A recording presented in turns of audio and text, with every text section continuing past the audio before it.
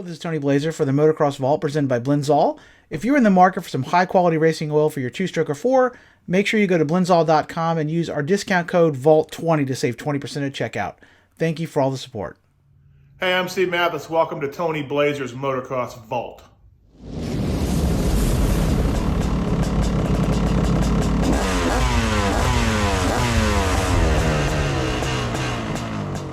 Hello and welcome back to the Motocross Vault. My name is Tony Blazier, and what this video is going to cover is one of the most probably interesting and certainly controversial machines of the last 20 years, Cannondale's 2001 MX400.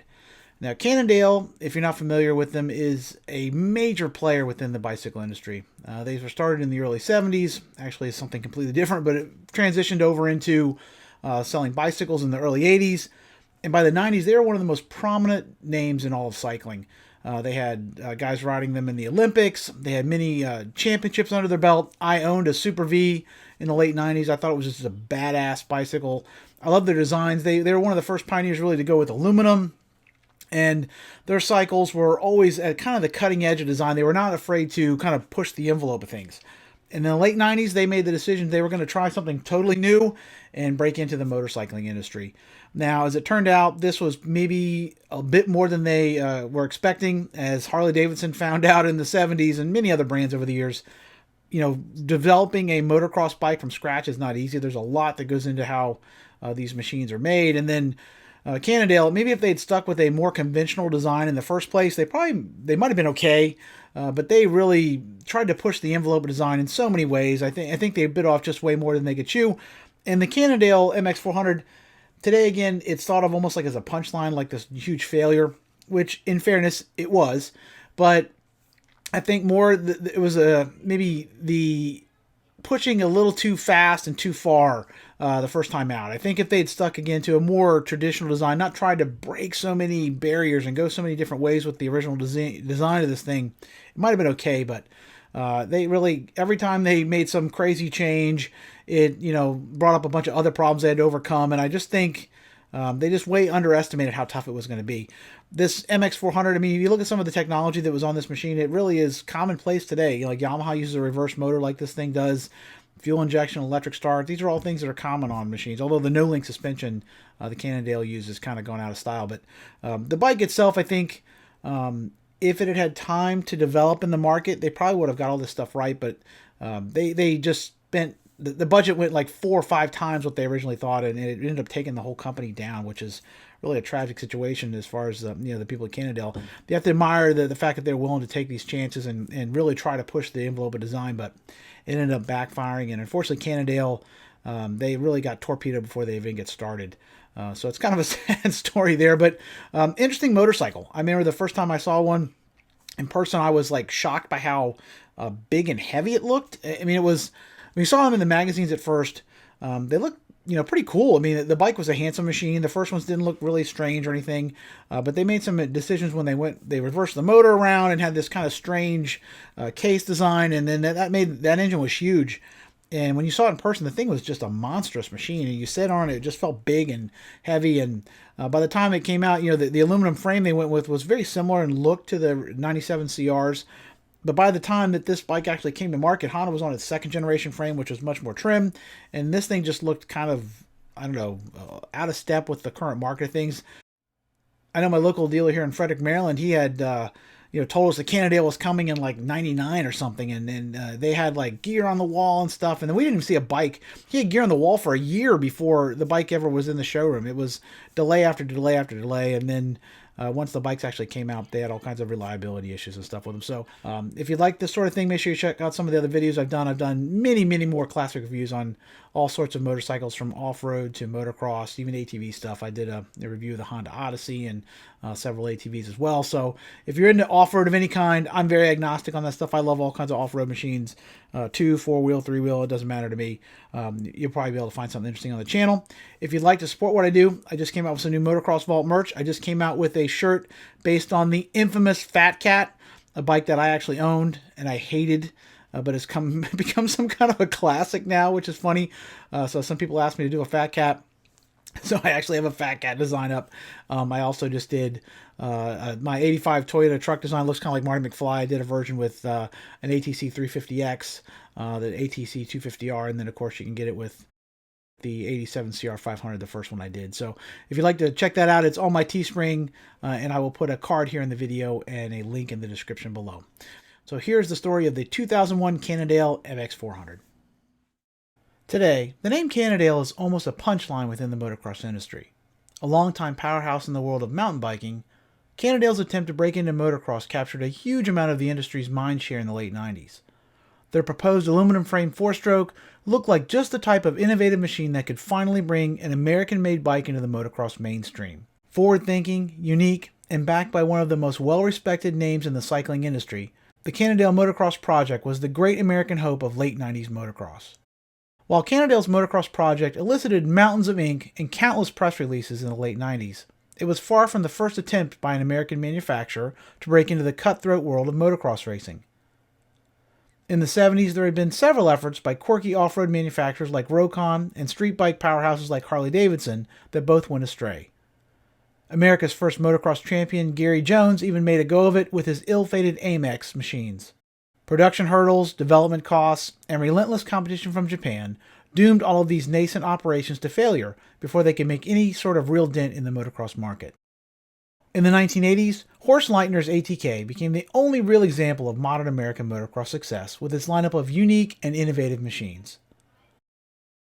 Using Austrian-built Rotax motors and very specialized frames, the ATKs of the late 80s and early 90s became status symbols to well-heeled riders looking for something out of the ordinary. By ignoring conventional wisdom and pushing the envelope of traditional design, ATK was able to carve out a successful niche within the motocross industry. No other machine on the planet was quite like an ATK, and people were willing to pay a premium for the unique vision of Leitner and his team. While ATK was busy reinventing the modern four-stroke racer, a small team from Connecticut was doing something very similar to the cycling industry. Founded in 1971 by Joe Montgomery and Murdoch McGregor as a precast concrete business, Cannondale stands as one of the true American success stories of the 1970s. Early on in the decade, Cannondale transitioned from selling concrete to selling cycling accessories and camping equipment. This turned out to be the right move for the business, as Cannondale's innovative new cycle trailer and line of accessory bags took the industry by storm. By 1974, they were the industry leader in cycle-related baggage, and by 1977, they had expanded enough to need a new factory in Bedford, Pennsylvania. In the early 80s, Cannondale was looking to broaden their business even further and decided to take on the task of building and designing their own bicycles. They hired a talented engineer by the name of Todd Patterson, who was skilled in working with aluminum, and he helped Cannondale develop a bicycle frame crafted out of the lightweight material. At the time, steel was still the predominant frame material in cycling, and Cannondale's new frame offered superior strength and reduced weight. Launched in 1983, the Cannondale ST500 was a revolution in the industry. A year later, they followed that up with their first mountain bike, the SM400. Light, strong, and incredibly trick, the Cannondale bicycles were an instant hit. Over the next 15 years, Cannondale would continue to innovate within the cycling industry and grow into one of the most well-respected brands in the sport. Pioneering designs like their Super V frame and head shock suspension pointed to a company led by bold people who are not afraid to take chances and blaze their own trail. With record sales, international success, and a slew of world titles to their name, the upstart cycle builder from Connecticut looked like it could do no wrong. In 1997, the motocross landscape was at a bit of a crossroads. While still dominated by two-strokes, the announcement of Yamaha's revolutionary YZ400F had rekindled interest in the once overlooked thumper. Doug Henry's win at Las Vegas in 1997 on a prototype YZM400F, and a slew of overseas championships by riders like Yoel Smets and Jackie Martins had many thinking the future of the open class was valve and cam. By this point, all the Japanese manufacturers had abandoned the development of their big bore two-strokes, and this left a big hole in the market for someone to disrupt the status quo. With the introduction of the YZ400F, it looked like Yamaha might be that disruptive force, but Cannondale had other plans in mind. At first glance, Cannondale's move into the motocross market might have seemed like a bit of an overreach, but they were gambling that their experience with aluminum chassis design was just the ace in the hole they needed to carve out a nice piece of the red-hot four-stroke market. In 1997, Honda had introduced the world to the first aluminum mainstream motocross frame, and the all-new aluminum frame CR250 had garnered huge sales based on its looks alone. It appeared to be a machine from 10 years into the future, and riders snapped them up in droves. Seeing the success of the aluminum CR and the incredible anticipation surrounding the YZ400F, the temptation to disrupt yet another industry was far too much for Cannondale to resist. When the MX400 project was started in 1997, Cannondale entered into it with some very lofty goals. They were not just interested in building a competitive American race bike, they aimed to advance the art of motorcycle design. Relying on their extensive knowledge in aluminum frame construction, the new machine was slated to employ a lightweight alloy frame and feature the very latest in chassis design. For the power plant, Cannondale chose to follow Yamaha's lead and feature a 4-stroke configuration. This would make the bike more complicated and costly to produce, but it would be in keeping with its status as a premium open-class machine. Without an in-house motor department available, Cannondale looked to Swedish firm Fohlen to develop the new motor. To give the bike a unique look, Cannondale reached out to plastic manufacturer Cycra, who crafted sleek new bodywork for the prototype. For the suspension, Cannondale contacted Kiaba Fox Factory in Åhléns, out of Sweden, to submit components they could test. Like the ATKs from a decade before, the new Cannondale was slated to be built without a linkage, so proper shock setup would be critical to the new machine's performance. Overseeing all of this was former Husqvarna factory rider Mike Guerrera.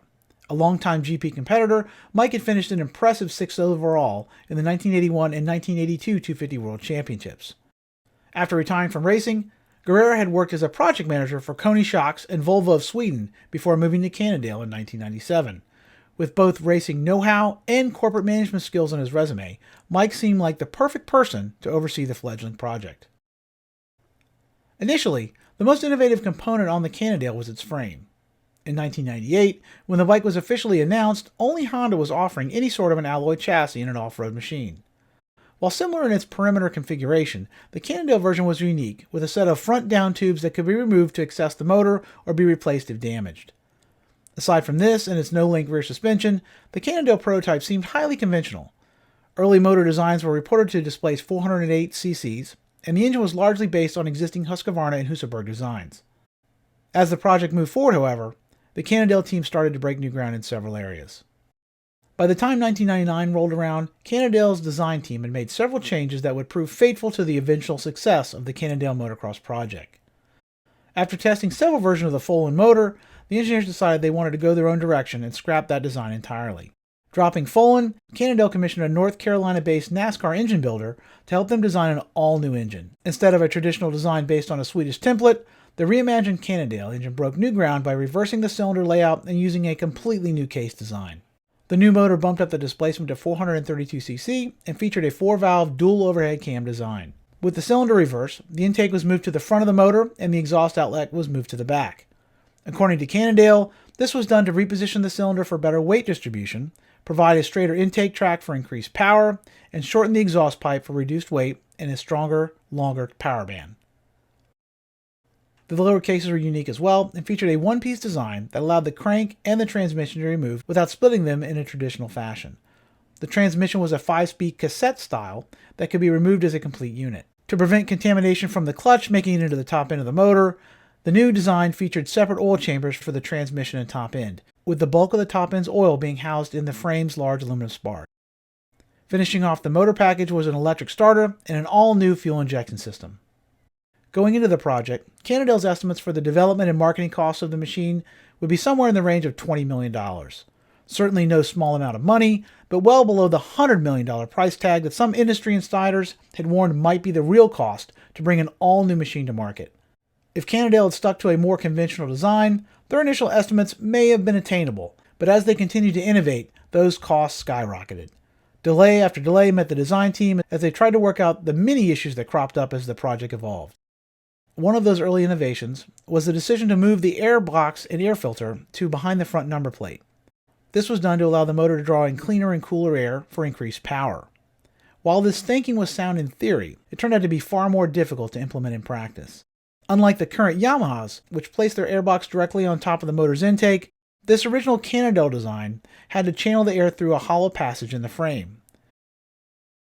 Because of strength and size limitations, there were limits to how large this passage could be, and Cannondale's engineers quickly realized this single opening could not provide the motor with enough air to perform properly. Eventually, the answer turned out to be a second air filter below the tank. While this helped alleviate the breathing issue, it exponentially added to the maintenance hassles on the machine.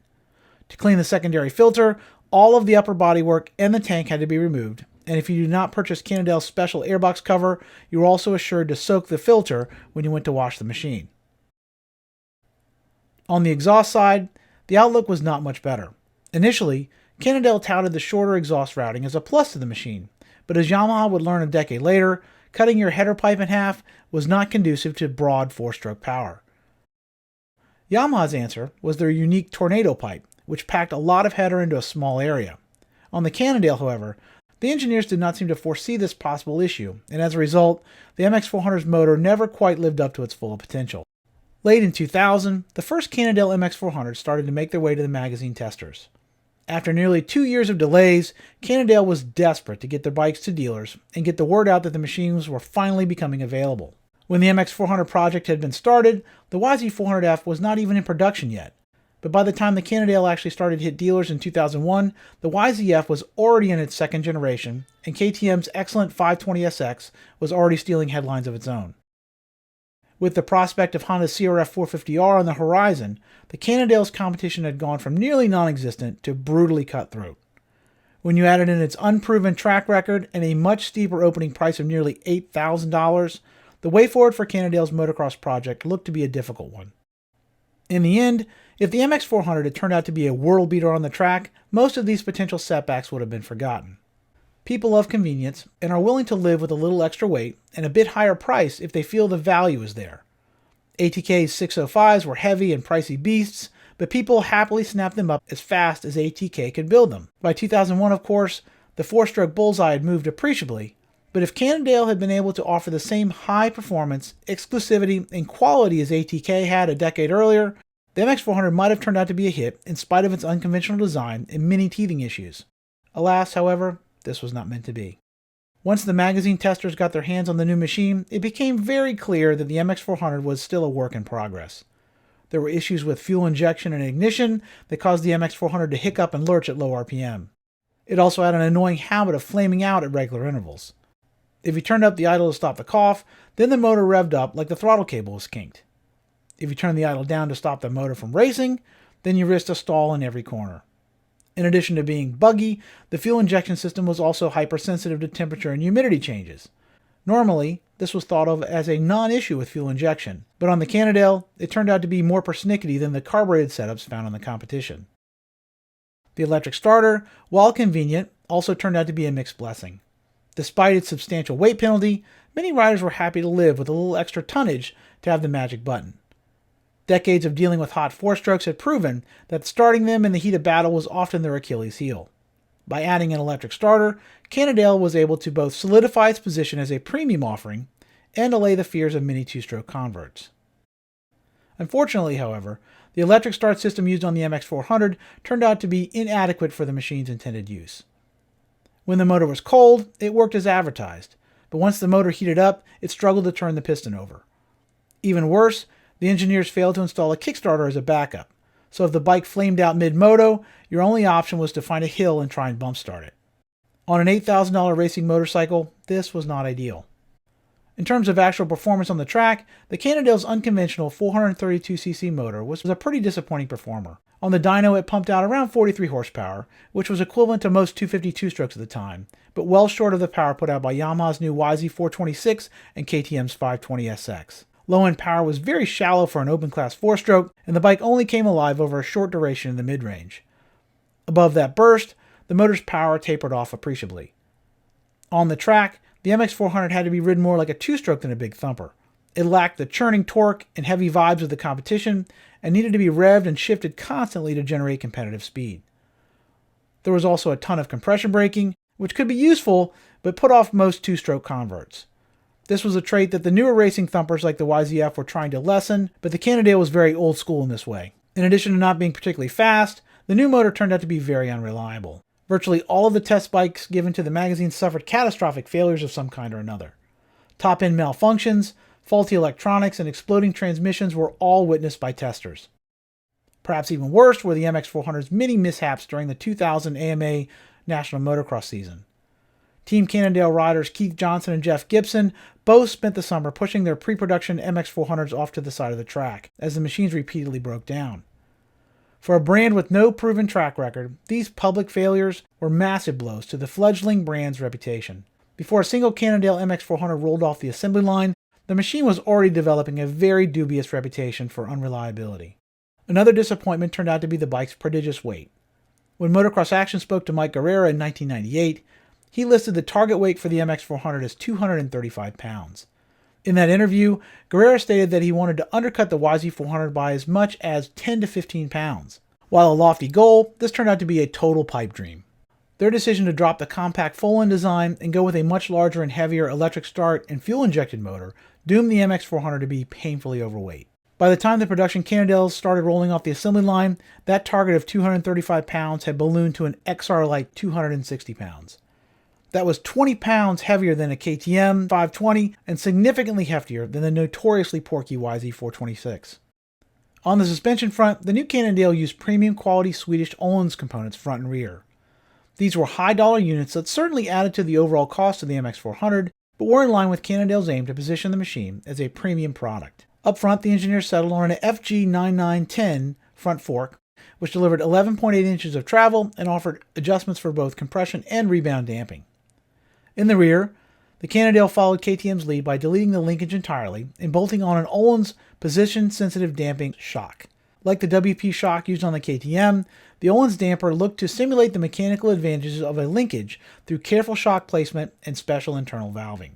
Without an airbox to contend with, the Cannondale's engineers were able to lay the MX400 shock down at an extremely steep angle, which was actually similar to what Yamaha had used on their early monoshock designs.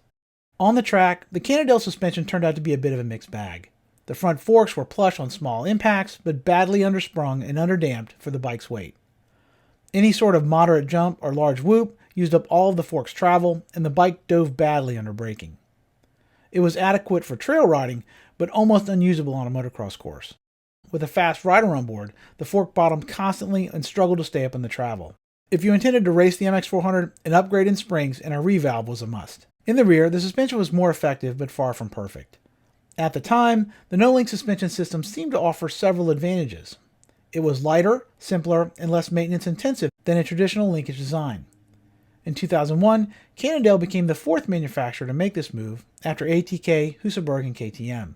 In terms of performance, the Öhlins shock was a fairly mediocre performer. Unlike the forks, the shock came equipped with an extremely stiff spring, which jacked up the rear and gave the bike a hunched forward stance that played havoc with the chassis' balance. With the stock spring in place, the shock rode high in the travel and put a lot of pressure on those soft front forks. While the shock did not bottom out like the forks, its stiff action was not particularly liked by anyone. Once you installed a softer spring, however, the shock's feel improved appreciably. The Öhlins damper was fairly comfortable on small chop and decently good at absorbing big hits. There was a bit of a spike in the damping mid-stroke that detracted from its comfort, but it was far more raceable than the overly soft front forks. Some riders also complained that the shock offered the same dead feeling in the whoops that had plagued the KTM's no-link machines. Off-road, this was actually an advantage, but for motocross, it made the bike thud instead of popping off of some obstacles. With a softer spring in the back and firmer springs up front, the stock suspension's performance improved immensely. These changes evened out the chassis and were vital to getting the best out of the Cannondale's handling potential. Once the suspension was sorted, the MX400 could be a decent handler. In stock condition, the forks dove badly and made the bike quite a handful, but once things were evened out, it worked pretty well for a 260-pound machine. On the ground and in the air, you felt every one of those pounds, but it was reasonably nimble for its size. In the turns, its aggressive geometry, heavy engine, and massive compression braking put a lot of weight on the front wheel. This helped it stick in slick turns, but the bike could get ahead of itself if it was ridden too aggressively. If you tried to attack the track like you were on a YZ125, then the big four-stroke was likely to balk and let you know to calm down. If you took your time though and used the motor to your advantage, then you could take lines that were not possible on a two-stroke. At speed, the MX400 was a super stable and confidence-inspiring machine. Here the bike's mass worked in its favor. It was not easy to knock off its intended course, and the machine flew straight and true off jumps. If you did get it a bit out of line though, it took a good deal of strength to rein the big girl back in. Overall, the Cannondale turned out to be a decent handler in spite of its large size and weight. On the detailing front, the Cannondale was impressive in some areas and a bit head-scratching in others. Items like the high-dollar Öhlins suspension, plush seat, aluminum bars, great foot pegs, and beautiful alloy welds pointed to the premium aspirations for the brand. But its assortment of oddball fasteners, Poorly thought out servicing and questionable reliability belied the machines not quite ready for prime time status. If Cannondale had been able to spend another year or two sorting out the MX400, things might well have turned out very differently. Unfortunately, however, by 2001, the brand was hemorrhaging money and they had to release an unfinished product. Its original estimation of $20 million had ballooned to nearly $80 million, and there was intense pressure to get the MX400 and its off-road variants to market. Bold, pioneering, and incredibly ambitious, the Cannondale Motocross project turned out to be a cautionary tale of corporate hubris. In 2003, Cannondale Motorsports filed for bankruptcy protection, with ATK eventually purchasing the assets of their motorcycle division. Thus ended the Cannondale motorcycle experiment, a victim of overreaching ambition, inexperience, and poor timing. Today, many of the features found on the MX400 have proven their worth with countless victories on the track. Electric starting, fuel injection, alloy frames, and even reverse cylinders are all accepted by modern motocross enthusiasts. While this does not negate the many mistakes made by the Cannondale team, it does show that their dream of building the ultimate racing four-stroke was a failure of execution, not of ideas. So there you have it, the story of the Cannondale MX400, a bike that really got torpedoed in the market before it really ever had a chance to get started. As I said in the video, by 2003, Cannondale Motorsports was bankrupt. They were purchased, most of the assets were purchased by ATK, so the Cannondale did sort of continue down the road as an ATK. Ironically, the first really American manufacturer, quote-unquote American manufacturer, to actually have a successful motocross machine, ATK. So they would kind of at least keep the dealers going, and if you had a Cannondale, you get parts now, which was obviously a major concern if you'd bought one of these things and then they would go bankrupt 2 years later. That's a problem. So they addressed a lot of the issues people had. They bumped the displacement up a little bit, fixed some of that stuff. The four-wheelers were well regarded. I remember when they came out with those, I thought they were kind of strange looking machines too, but the magazines like Dirt Wheels and stuff, they thought they were pretty impressive. So I don't think everything was bad there. I think the reliability was the main thing. I mean, none of the four strokes were super lightweight in the early 2000s. That was one of the issues with the old YZF, the first version of that. So this one was heavier. It was closer to an XR. So I think that definitely hurt it, but ATK, 605s and stuff were 300-pound machines. So I don't think people had the same expectations they do now for, like a KTM, which is has all this technology and is lighter than a two-stroke, which I still don't understand how they've done that. It's amazing. So this bike was probably, I think the reliability issue is what scared people mostly. The performance, they were able to get sorted out over time, but the fact that the early ones just kept breaking and blowing up, and it just really scared people away from spending premium money. I mean, $8,000, it was like $2,000 more than you'd spend on a Yamaha back then. So it's a big difference to spend all that money, then have the bike be overweight, have the performance mediocre, and the reliability terrible. So it was enough to kind of torpedo that whole operation before it really got a chance to get things going in the right direction. So, oh well, Cannondale is one of those cautionary tales. It's not a bad looking motorcycle. I'm sure if you have one now, it's a pretty neat collector's item. But there probably aren't a lot of them still running, unfortunately. So if you like this sort of thing, if you could share and subscribe on social media, I would really appreciate it. Help get the word out on my channel. That I would appreciate. Leave a comment. I definitely respond. If you have another bike you'd like me to do, let me know below, and I'll look at that and see if I have the magazines and the information and stuff to make it happen. So until we meet again, this is Tony Blazier from the Motocross Vault. Keep the rubber side down. Peace.